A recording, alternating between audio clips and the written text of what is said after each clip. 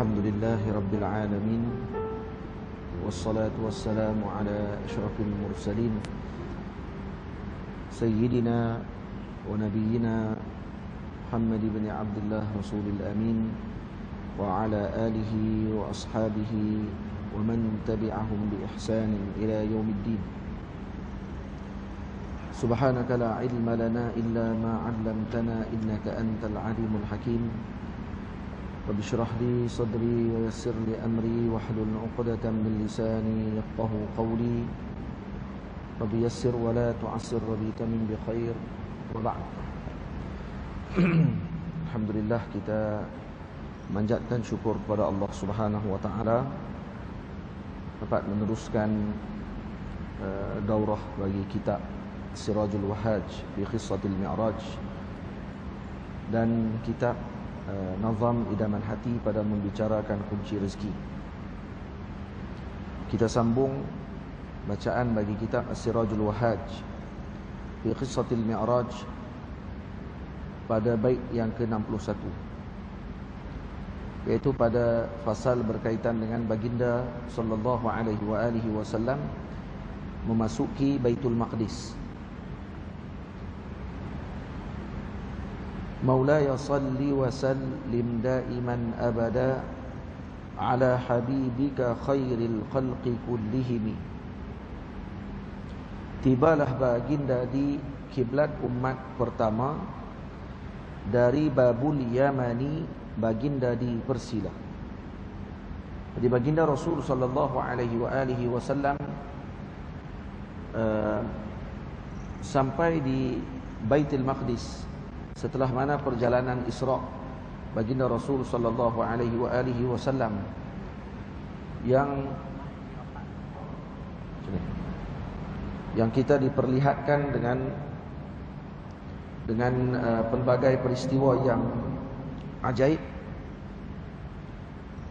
yang disebutkan oleh para muhaddisin dalam kitab mereka, dan saya telah ringkaskan di dalam kitab As-Sirajul Wahhaj ini dalam poin-poinnya dalam bentuk syair. Dan sekarang masuk kepada bahagian berkaitan dengan Rasulullah sallallahu alaihi wasallam memasuki Baitul Maqdis. Dinamakan Baitul Maqdis dengan Baitul Maqdis karena ini adalah tempat yang mulia, tempat yang disucikan oleh Allah Subhanahu wa taala, yaitu Mahallul Quds, tempat yang dimuliakan, tempat yang disucikan oleh Allah. Karena daripada tempat ini, kalau seorang beribadah di sana, maka akan menyucikan dia daripada arjasin nafsiyah, daripada kerosakan ataupun dosa noda. Maka karena itu dinamakan tempat ini Baitul Maqdis. Baitul Maqdis adalah masjid yang kedua yang dibina oleh Sayyidina Ibrahim alaihissalam. Perbezaan waktu di antara Baitullahil Haram, Ka'bah Al-Musharrafah, dengan Baitul Maqdis adalah 40 tahun. Jadi masjid yang pertama adalah Masjid Al-Haram, yaitu Al-Ka'bah Al-Musharrafah. Manakala yang kedua Baitul Maqdis 40 tahun setelah Ka'bah, dan seterusnya pada zaman Nabi kita Muhammad sallallahu alaihi wasallam, yaitu Masjid An-Nabawi. Masjid Nabawi jadi nombor 2 pada kedudukannya, seperti yang disebut oleh Nabi sallallahu alaihi wasallam, la tushaddu rihal illa ila thalathati masajid. Dalam hadis yang lain disebut, Nabi mengatakan bahawa solat di Masjidil Haram akan mendapatkan 100,000 pahala. Manakala solat di masjidi, kata Rasulullah, di Masjidin Nabawi 1,000 pahala. Manakala solat di Baitul Maqdis 500 pahala. Dan 3 masjid ini dianjurkan bagi kita untuk syaddur rihal, yaitu untuk kita bermusafir ke sana dengan tujuan ataupun bernazar untuk kita melaksanakan solat di mana-mana masjid ni. Jadi kalau seorang bernazar, saya dapat sekian-sekian perkara yang dia inginkan, kemudian katanya saya bernazar ingin menunaikan solat sunat di Masjid Terengganu. Ditukar nazarnya, pergi ke Masjidil Haram. Tukar nazar, pergi ke Masjidil Haram, buat umrah, atau pergi ke Masjid Nabawi. Jadi la tushaddur rihal illa ila thalathati masajid. Kata Nabi, masjid hadha, yakni Masjid Nabawi, wa Masjidil Haram, wa Masjidil Aqsa di Baitul Maqdis. Masjidil Aqsa yang saya maksudkan bukan Baitul Maqdis. Masjid Aqsa 40 tahun setelah pembinaan Baitullah ataupun Ka'bah Al-Musharrafah. Jadi hadis la tushaddur rihal, bukan Nabi melarang untuk seorang tadi berziarah kepada Rasulullah. Tak. Ramai orang ataupun sebahagian daripada kelompok yang tersalah faham daripada hadis tersebut, mereka menganggap bahawa tidak boleh melawat Nabi SAW dengan tujuan ziarah. Kalau nak ziarah, kena niat tujuan untuk melawat Masjid Nabawi. Ini satu kesilapan yang besar yang difahami oleh kelompok tersebut. Nah, kan kita sedia maklum kalau mengaji nahwu, dalam hadis tersebut ada tulis istisna, illa, dan dia ada mustasna. Setelah illa ada mustasna. Dan syarat bagi istisna, dia kena ada mustasna, kena ada adatul istisna, dan kena ada mustasna minhu. Dan ada mustasna minhu. Dalam hadis ni tak disebut mustasna minhu. Maka Nabi kata la tushaddur rihal illa ila thalathati masajid. Jangan kamu tidak dibenarkan bermusafir melainkan ketiga masjid. Melainkan, jangan bermusafir. Musafir ke mana? Musafir kalau kata dengan tujuan, kalau kita letak di tengah. Jangan kamu bermusafir untuk berniaga melainkan ketiga masjid. Betul tak? Itu tak boleh niaga di Kuala Lumpur. Tak boleh pergi ke Eropah. Tak boleh niaga ke negara lain. Kena pergi ke tiga masjid tu. Niaga dalam masjid mana boleh.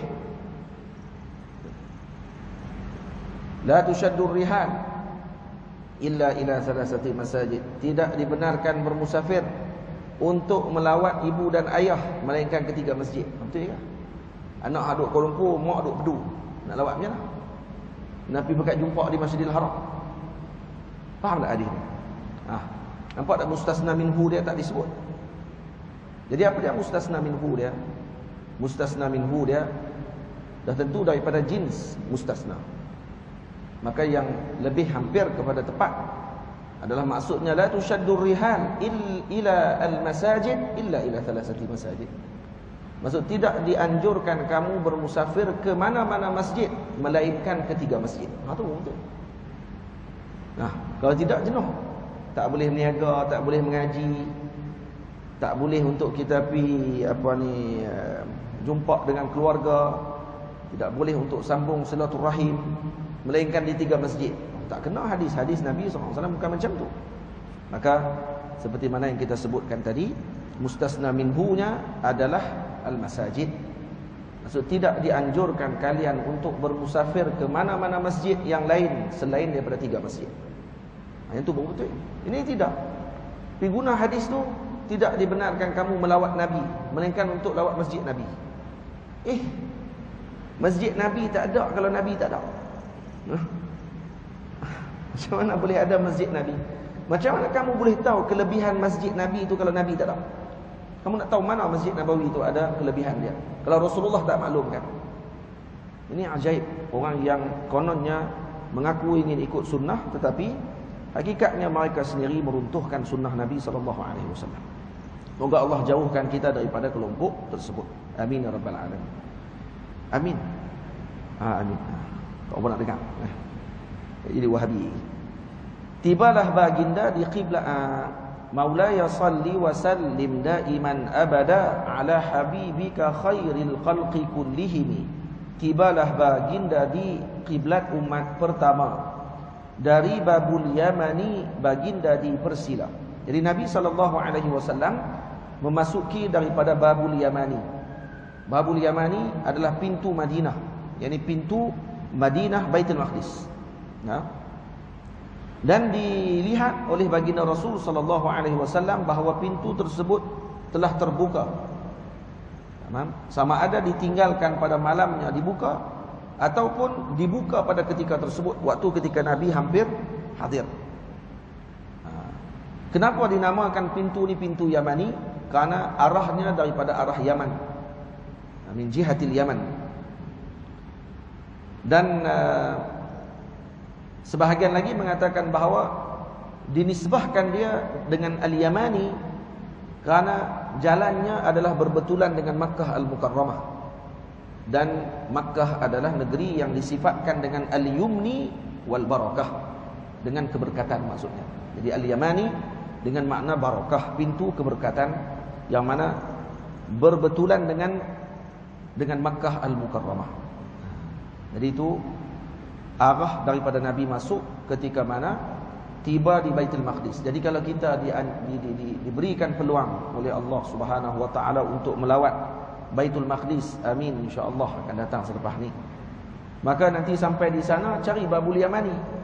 Orang kita tahu, oh rupanya ini Babul Yamani, dan di sinilah tempat Rasulullah datang pada ketika mana Isra dan Mi'raj, waktu Isra, malam tu. Dan diceritakan, dimaklumkan ataupun diriwayatkan bahawa pada malam tersebut, sedia maklum bahawa kita pada zaman Nabi SAW Baitul Maqdis dipegang oleh kelompok Kristian, mereka yang memegang kawasan tersebut. Dan malam itu padri yang bertugas untuk menutup pintu masjid pada malam tersebut cuba untuk menutup pintu yang paling besar dalam masjid, Masjidil Aqsa, tapi tidak mampu ditutupi. Pintu tadi nak tolak tak boleh. Dan kata padri tersebut, saya dapat merasakan pada malam ini akan hadirnya insan yang agung yang akan memasuki masjid ini. Kerana pintu tu tak boleh tutup malam tu, tak boleh tutup.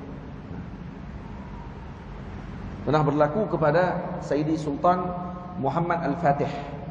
Sultan Muhammad Al-Fatih waktu ketika pembukaan kota Konstantinopel, antara karamat beliau diceritakan waktu beliau hadir masuk ke dalam kota Konstantinopel, beliau bersama dengan tenteranya mengarah ke Hagia Sophia, dekat dengan Topkapi.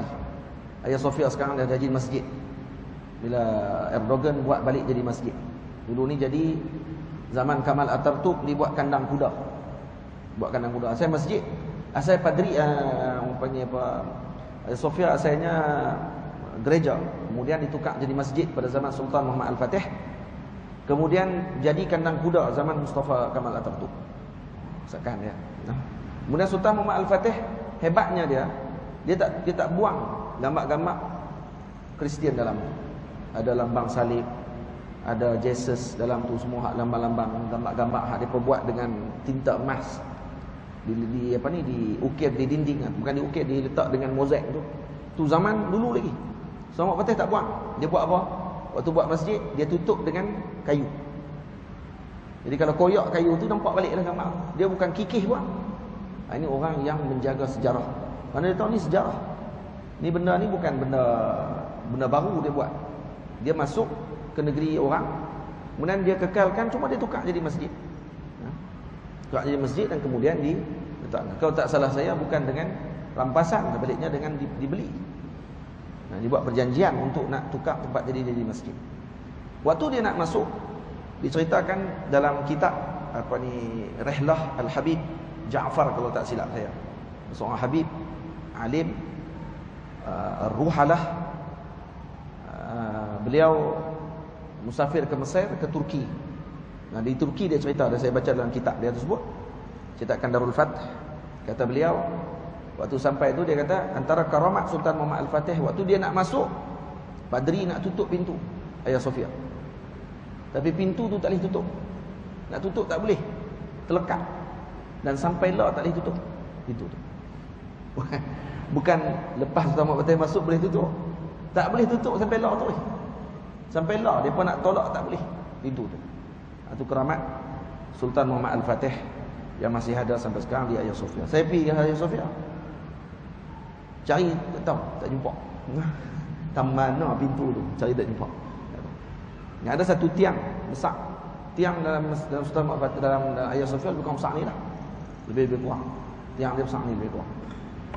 Dan tiang ni ditetak oleh Sultan Al-Fatih dengan pedang dia. Waktu tu mungkin ada perbincangan, mungkin ada dia tak setuju apa-apa. Dia guna pedang dia tetak. Tetak apa ni tiang tadi, tekak. Ya. Guna pedang dia. Tu guna batu besar tu zaman tu. Sakan. Dia punya orang panggil apa? Karamat dia. Baik. Diikat burak Maulaya salli wa sallim daiman abada ala habibika khairil khalqi kullihim. Diikat burak di gelungan besinya Aqsa, itu tempat ditambat burak para anbiya. Jadi Nabi SAW turun daripada burak ketika masuk ke dalam Madinah Baitul Maqdis. Kemudian Nabi SAW mengikat burak Nabi SAW di pintu masjid. Di situ ada halqah, ada satu gelungan besi. Ini saya sebut diikat burak di gelungan besinya Aqsa. Ini besi Masjid Aqsa. Ada satu gelungan yang mana diikat oleh para anbiya alaihi wassalatu wassalam sejak daripada zaman dulu lagi. Maksud para nabi kalau datang ke Masjidil Aqsa, mereka akan mengikat burak kenderaan yang mereka naik di gelungan besi tersebut. Maka Rasulullah sallallahu alaihi wasallam melakukan yang sama.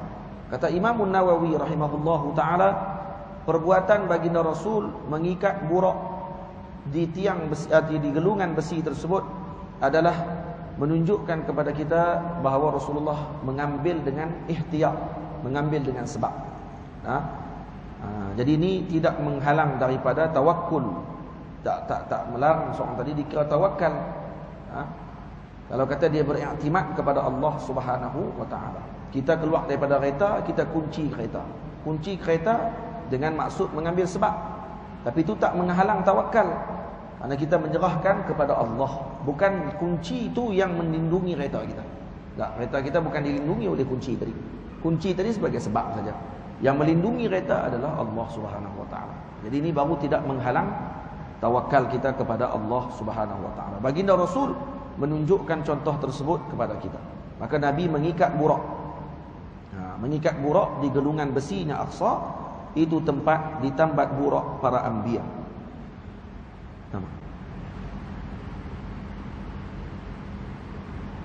Dan di sini bila mana Nabi mengikat di gelungan besi tersebut, sebagian ulama lagi mengatakan bahawa Rasulullah ta'asiyan bil anbiya, mengikuti para nabi yang terdahulu. Di sini sunnah mengikuti jalannya para aulia dan para salihin. Seperti mana yang ditunjukkan sendiri oleh junjungan besar Nabi kita Muhammad sallallahu alaihi wasallam. Jadi Nabi tak tinggal sunnah para salihin yang terdahulu, para aulia, para anbiya yang terdahulu. Yang mereka juga mengikat di tiang tersebut, di gelungan tadi, Nabi juga ikat di situ. Baginda mengimami salat para anbiya, para malaikatullah pun turut serta.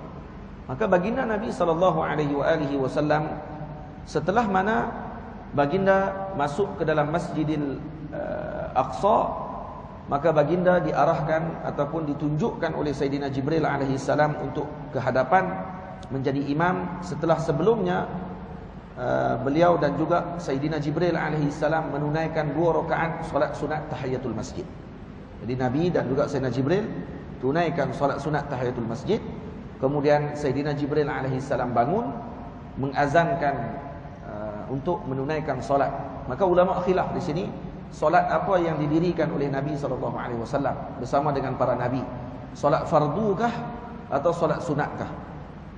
Sebahagian ulama mengatakan solat sunat, sebahagian lagi mengatakan solat fardu. Kenapa? Kerana ada azan. Walaupun pada waktu ni ada iskal. Iskal ni apa dia? Iskalnya dalam riwayat ni, kerana waktu ni masih tidak disyariatkan lagi solat. Macam mana boleh ada azan? Dan kita sedia maklum bahawa azan disyariatkan di Madinah Al-Munawwarah. Kan mimpi Sayyidina Umar mimpi, Dan ada seorang sahabat lagi, Sayyidina Abdullah, mimpi dan bagi tahu kepada Rasulullah sallallahu alaihi wasallam waktu khilaf macam mana kita nak panggil orang nak sembahyang. Hakikatnya Rasulullah sendiri dah tahu tentang perkara tersebut, azan dan lafaz azan tersebut, maka dimaklumkan kepada Sayyidina Bilal, maka diazankan. Jadi kalau kata dengan riwayat tersebut, macam mana dengan masalah ni dalam Isra' dan Mi'raj? Maka kata sebahagian ulama menjawab mengatakan bahawa di sini diperlihatkan terlebih dahulu kepada Rasulullah bagaimana bentuk azan yang diazankan oleh Sayyidina Jibril alaihissalam. Maka Sayyidina Jibril alaihissalam melaungkan azan dan kemudian solat tersebut sebahagian ulama mengatakan ianya solat Isya, sebahagian lagi mengatakan ianya solat subuh. Tapi tidak ada khilaf bahawa solat pertama yang diajarkan oleh Sayyidina Jibril alaihi salam kepada Rasulullah sallallahu alaihi wasallam setelah baginda turun daripada Isra' dan Mi'raj adalah solat zuhur. Kan itu dinamakan solat itu solat zuhur. Maksudnya tidak bermasalah kalau kita katakan gabungan riwayat tersebut bahawa solat zuhur ditunjukkan untuk diberi panduan kepada umat. Manakala solat pada malam tersebut solat yang biasa didirikan oleh Rasulullah sallallahu alaihi wasallam. Al-Imam An-Nawawi rahimahullah mengatakan bahawa solat pada malam tadi adalah solat mutlak. Nah, dan azan tidak mesti bermaksud bahawa ianya akan didirikan solat fardu. Tapi Al-Azhar, kata sebahagian ulama lagi seperti Imam Ibn Hajar, mengatakan bahawa ianya solat fardu. Nah, solat fardu Isya ataupun subuh, khilaf. Nah, khilaf di kalangan ulama dalam masalah tersebut. Baik. Kemudian Nabi ke depan menjadi imam. Bila sembahyang ni didirikan, ikut turutan yang saya susun dalam kitab ni, sebelum Nabi Mi'raj, Nabi masuk solat dulu. Ada riwayat menyebutkan bahawa setelah turun daripada Mi'raj, Nabi jadi imam. Mana satu yang betul? Riwayat banyak. Riwayat Nabi sebelum naik jadi imam kah? Ataupun sebelum naik jadi imam kah? Selepas turun baru jadi imam. Maka kata ulama, boleh jadi kedua-duanya berlaku. Waktu sebelum naik pun solat, waktu turun pun solat sekali lagi bersama dengan para anbiya alaihimussalatu wassalam. Nah, baik. Dan yang azhar kata Imam Ibn Hajar adalah sebelum naik dimi'rajkan oleh Allah ke langit. Maka Nabi SAW menunaikan salat bersama dengan para anbiya alaihimussalatu wassalam. Siapa para nabi yang mana diimami oleh oleh Nabi kita Muhammad sallallahu alaihi wasallam?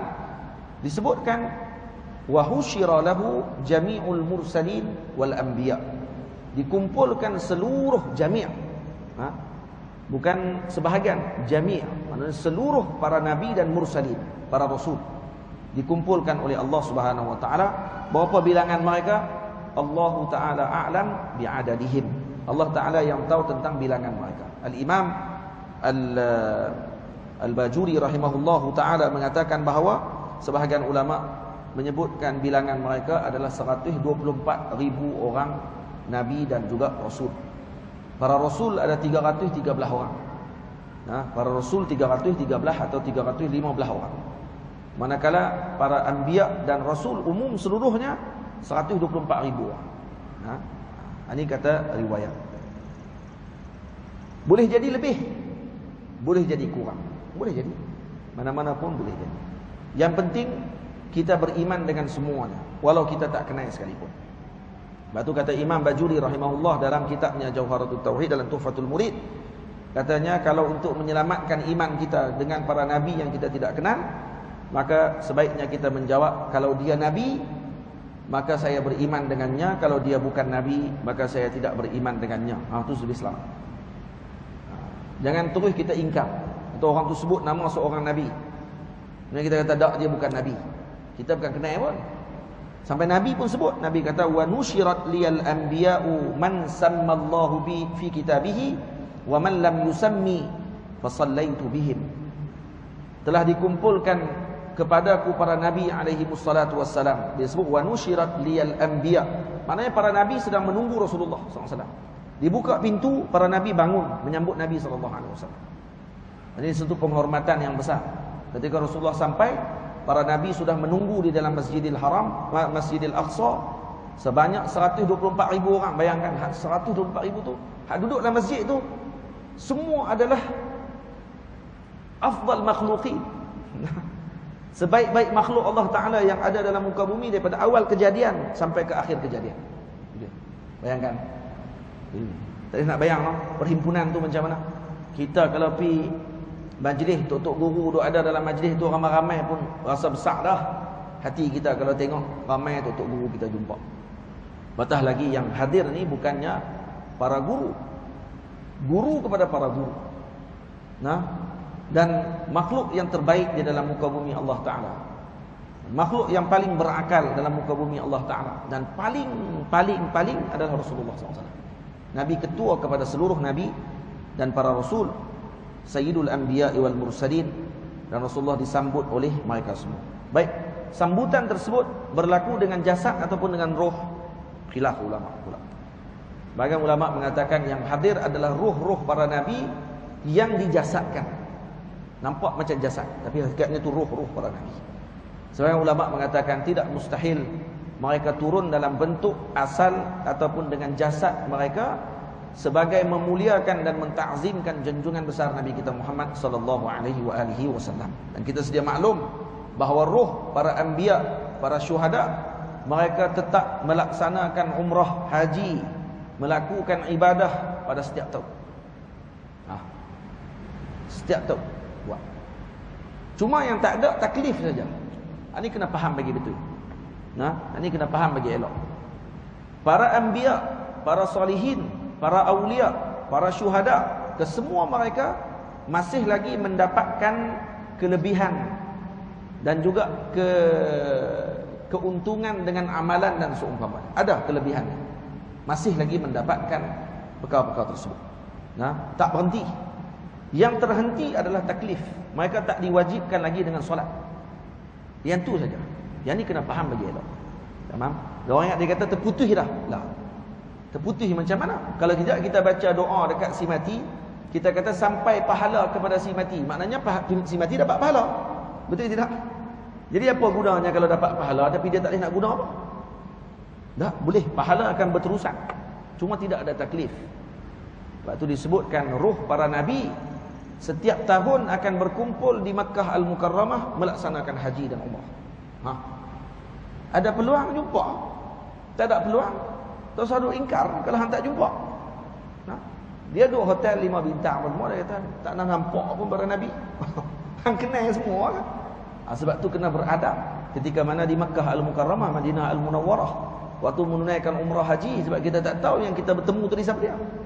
Silap-silap yang tu adalah para anbiya alaihi wassalatu wassalam, yang mana mereka datang menunaikan haji dan umrah. Dia kata, "Hai, ni hidup balik ni." Bukan hidup balik, dah hidup pun. Bukan hidup balik. Depa memang hidup. Bodoh. Bukan hidup balik, hidup, memang hidup pun. Wala tahsabanna alladhina qutilu fi sabilillahi amwat bal ahya'un 'inda rabbihim. Mereka hidup di sisi Tuhan. Dan kalau di sisi Tuhan hidup, di sisi makhluk lebih utama untuk hidup, kata Imam Ibnu Athaillah As-Sakandari rahimahullahu taala. Lebih utama untuk hidup di sisi kita. Kalau di sisi Allah hidup, di sisi makhluk lebih hidup utama lagi. Jadi tak mustahil perkara tersebut. Dan itu berlaku. Dan mereka datang berbondong-bondong bertemu dengan Rasulullah, mentakzimkan junjungan besar Nabi kita Muhammad sallallahu alaihi wasallam. Ini kemuliaan demi kemuliaan. Ini dah ditunjukkan daripada permulaan perjalanan Isra sampailah ke selesainya Mi'raj adalah menunjukkan ketinggian kedudukan Rasulullah sallallahu alaihi wasallam, dan tak ada seorang boleh menandingi baginda Rasul. Yang ni hakikat Isra Mi'raj. Atau kalau kita mengaji Isra Mi'raj tak tambah ta'zim kita dengan Rasulullah, maknanya tak selesai pengajian tersebut. Kalau tahu Isra Mi'raj ni, maka akan bertambah ta'zim kita dengan Rasulullah.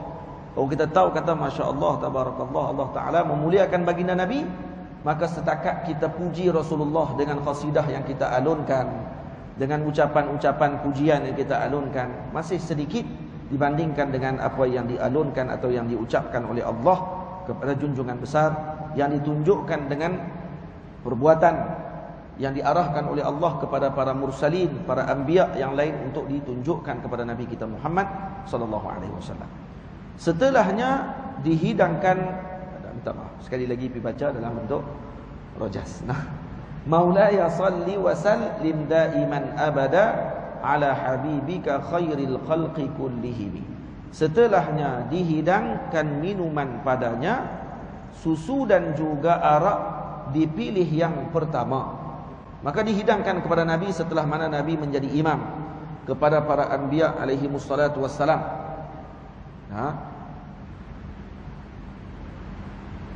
Sebab Nabi tak tahu siapa yang semayang belakang Rasulullah hakikatnya. Masa mula selepas Nabi semayang, yang bersemayang dengan Nabi siapa dia? Para malaikat dan para anbiya dan mursalin. Setelah mereka berpaling pergi, maka Nabi Sayyidina Jibril bertanya, "Ya Muhammad, atadri man shalla khalfaka?" Kamu tahu siapa yang semayang belakang kamu tadi? Qala la. Nabi kata, saya tak tahu. Qala kullu nabiyyin ba'athahu Allah Ta'ala. Tamam? Summa asna kullu nabiyyin minal anbiya ala rabbih bi sana'in jamil. Kemudian dia kata, yang datang tadi semayang belakang kamu kesemuanya para nabi yang diutuskan oleh Allah Subhanahu wa Ta'ala. Tamam? Nah, jadi ini Allahumma salli ala Sayyidina Muhammad, disebutkan pujian Sayyidina Jibril kepada para nabi dan dipuji Rasulullah sallallahu alaihi wasallam. Panjang lagi lah cerita. Baik. Setelahnya dihidangkan minuman padanya, susu dan juga arak dipilih yang pertama. Jadi bila Nabi dah dahaga perjalanan jauh daripada Makkah menuju ke Taibah, ke mana, ke Madinah Al-Munawwarah, daripada Madinah pergi ke Madian, dari Madian pergi ke Tursaina, dari Tursaina turun ke Baitul Laham, dari Baitul Laham masuk ke Baitul Maqdis. 5 tempat pergi. Ini maksudnya jauhlah seluruh dunia. Dan kesemua tempat yang disinggahi oleh Nabi mempunyai simbol ataupun maksud yang penting kepada kita sebagai umat Nabi Muhammad sallallahu alaihi wasallam. Untuk diberikan perhatian oleh kita semua. Bukan saja-saja Nabi singgah. Dan bukan saja-saja Nabi diarahkan oleh Allah melalui tempat-tempat tersebut. Dan untuk nak beritahu kepada kita bahawa negara ini adalah negara yang dimuliakan oleh Allah dan negara-negara yang perlu diberi perhatian oleh umat Nabi Muhammad sallallahu alaihi wasallam. Dan ini negeri yang diberkati oleh Allah, dan tempat yang Nabi lalui diberkati oleh Allah. Keluar daripada negeri-negeri tersebut para aulia, para salihin, para ulama yang luar biasa banyaknya. Dan kemudian setelah Nabi melalui tempoh perjalanan yang panjang, maka timbullah rasa dahaga daripada Nabi sallallahu alaihi wasallam. Maka Sayyidina Jibril alaihi salam membawa kepada Rasulullah dengan 2 bekas. Ada riwayat 3 bekas. 3 cawan air, bejana air. Satu bekas khamar, arak, satu lagi susu. Dalam riwayat disebut dibawa air kepada Nabi SAW. Dan sebahagian lagi riwayat mengatakan dibawa daripada 4 sungai syurga. Ada arak, ada susu, ada madu, ada air. Biasa dibawa kepada Rasulullah SAW. Jadi riwayat yang banyaklah dalam perkara tersebut. Cuma baginda di sini sebut baginda memilih fitrah Islam yang mulia jadi panduan yang terbaik buat semua. Maka Nabi memilih yang pertama, iaitu susu. Di dalam ni kan saya sebut susu dulu baru arak. Dipilih yang pertama iaitu dipilih susu. Nabi memilih susu, maka dipuji oleh Sayyidina Jibril alaihi salam. Kata Sayyidina Jibril, "Ikhtartal fitrata walau syaribtal khamra laghawat ummatuk." Kalau kamu memilih arak, maka umatmu nanti akan menjadi melencong. Akan jadi melencong. Dan tidak akan mengikutimu melainkan sedikit sahaja di kalangan umat. Mereka akan jadi sesat jalan mereka kalau kamu pilih arak. Tak, kamu memilih susu. Di sini menunjukkan kepada kekuatan pegangan Rasul SAW. Kalau ada iskal, ada orang tanya, walaupun mungkin ada sebahagian di kalangan kita yang dalam otaknya duk bertanya, Dia kata arak tu kan tadi ustaz sebut daripada syurga. Apa masalahnya minum arak syurga? Tak ada masalah pun. Ini pun persoalan pernah disoalkan kepada para alim ulama. Kalau dah arak daripada syurga, kenapa nak Nabi tolak? Kan arak syurga tidak ada masalah. Yang kedua, arak masih tidak diharamkan pada ketika sebelum waktu Nabi Isra' Mi'raj. Arak tak haram lagi. Arak haram di Madinah. Jadi ini menunjukkan kekuatan fitrah Rasulullah sallallahu alaihi wasallam untuk tidak meminum arak. Ini dalil kata bersihnya hati baginda Nabi. Hatta arak tersebut, kenapa Nabi tak suka? Bukan kerana daripada syurga, tapi kerana surahnya arak. Kerana gambarannya arak, rupanya arak. Dan ini adalah minuman ahli fisik, orang-orang fasik pada zaman Rasul sallallahu alaihi wasallam dan setelahnya. Maka Nabi SAW ta'affuh, menjauhkan diri daripada untuk meminum perkara tersebut, dan Nabi memilih fitrah. Fitrah kenapa? Imam Nawawi rahimahullah berpandangan maksud fitrah adalah Islam. Maka saya terjemah di sini, baginda memilih fitrah Islam yang mulia. Fitrah maksudnya Islam. Tamam? Satu lagi pandangan mengatakan fitrah dengan maksud susu adalah minuman yang pertama diminum oleh seseorang. Daripada susu lah tumbuhnya tulang, daging, pembesaran tubuh seseorang tadi dengan susu. Maka susu adalah minuman yang mengambil tempat minuman dan makanan. Karena itu disebutkan ketika membaca susu. Minum susu kita membaca doa, Allahumma barik lana fihi wa zidna minhu. Ya Allah, berkati kami padanya dan tambahkan lagi kami dengannya. Susu. Ini susu disebutkan fitrah kerana sebabkan itu. 3 minit. Baginda memilih fitrah Islam yang mulia jadi panduan yang terbaik buat semua. Air juga dihidang, riwayat yang kedua, jika dihirup baginda tenggelam umatnya. Dalam riwayat yang kedua disebutkan bahawa baginda Nabi SAW dihidangkan dengan air kosong. Air ni, air sejuk ni. Maka Sayyidina Nabi memilih susu, tak mengambil air kosong. Maka kata Sayyidina Jibril, "Lau syaribtal ma'a la ghariqat ummatuk." Kalaulah kamu memilih air, sudah tentu akan tenggelam umatmu. Tenggelam dengan dunia maknanya. Tenggelam dengan dunia. Jadi ataupun tenggelam dengan di dalam lautan kemaksiatan. Jadi ini antara menunjukkan kepada kita bahawa Rasulullah memberikan ataupun sangat bijaksana dalam memilih sesuatu tersebut, dan Sayyidina Jibril alaihissalam memaklumkan pujian tersebut, dan juga memaklumkan kepada kita semualah bahawa Rasulullah sallallahu alaihi wasallam telah memilih pilihan yang terbaik untuk umatnya. Maksudnya di sini, kalau Nabi pilih yang mana pun tak ada masalah kat Nabi sallallahu alaihi wasallam. Betul tidak? Tak ada satu pun kata dalam hadis ni, kalau kamu minum susu, kalau kamu minum arak, wahai Muhammad, kamu akan sesat. Tak. Umat akan sesat. Kalau kamu minum air, umat tenggelam.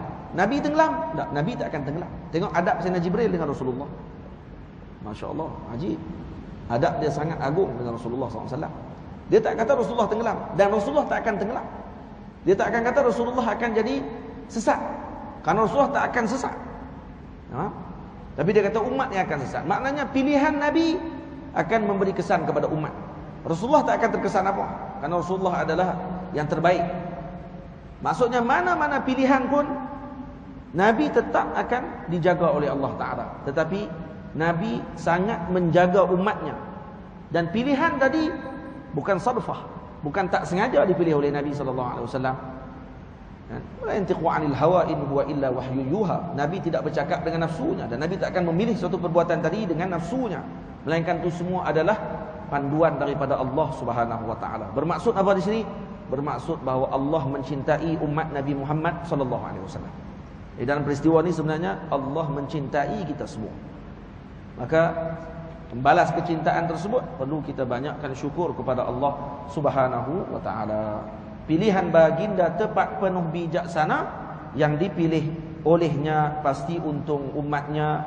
Maulaya salli wa sallim daiman abada ala habibika khairil khalqi kullihim. Baik, kita berhenti dulu dengan azan dan solat, dan insya-Allah kita akan sambung setelah solat nanti. Walhamdulillahi rabbil alamin.